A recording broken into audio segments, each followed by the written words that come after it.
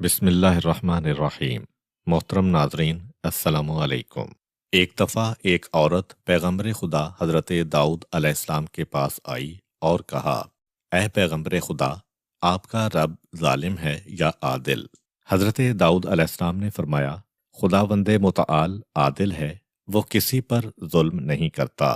اس کے بعد فرمایا، کیا ہوا ہے جس کی وجہ سے تم یہ سوال کر رہی ہو؟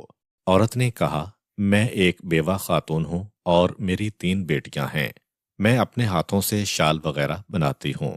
کل میں نے ایک شال بنائی تھی اور اس کو کپڑے میں لپیٹ کر بازار میں بیچنے کی غرض سے جا رہی تھی تاکہ اس کو بیچ کر بچیوں کے لیے کھانے کا انتظام کروں۔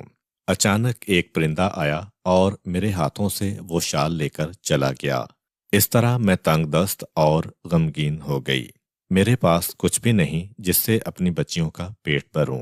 ابھی عورت کی گفتگو ختم نہیں ہوئی تھی کہ حضرت داؤد علیہ السلام کے دروازے پر کسی نے دق الباب کیا۔ آپ نے اندر آنے کی اجازت دی۔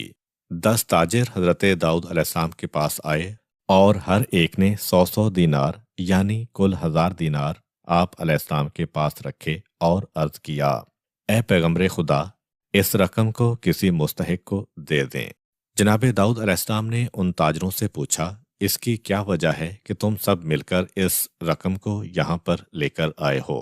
تاجروں نے عرض کیا، ہم ایک کشتی پر سوار تھے کہ اچانک ایک طوفان اٹھا اور کشتی میں سوراخ ہو گیا اور قریب تھا کہ ہم غرق ہو جائیں اور ہم ہلاک ہو جائیں۔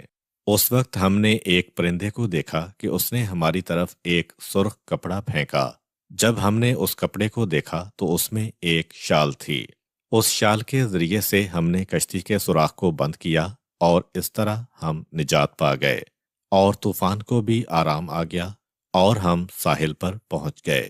خطرے کے وقت ہم سب نے منت مانی تھی کہ اگر ہماری جان بچ گئی تو ہم میں سے ہر ایک 100 دینار صدقہ دے گا۔ اس وقت یہ 1000 دینار آپ کی خدمت میں لے کر آئے ہیں، آپ کی مرضی، جس کو بھی چاہیں صدقہ دیں۔ حضرت داؤد علیہ السلام نے عورت کی طرف رخ کیا اور فرمایا، تیرے رب نے تیرے لیے دریا سے ہدیہ بھجوایا ہے، لیکن تو اس کو ظالم اور ستمگر جانتی ہے۔ اس کے بعد 1000 دینار اس عورت کو دیے اور فرمایا، ان پیسوں کے ذریعے بچیوں کے کھانے پینے کا انتظام کر۔ پروردگار عالم تیرے حالات اور روزگار سے دوسروں کی نسبت زیادہ جاننے والا ہے۔ حضرت موسیٰ علیہ السلام کے زمانے میں ایک دن ابلیس حضرت کے پاس آیا اور کہا، چاہتا ہوں کہ آپ کو 1003 نصیحتیں کروں۔ حضرت موسیٰ علیہ السلام ابلیس کو پہچان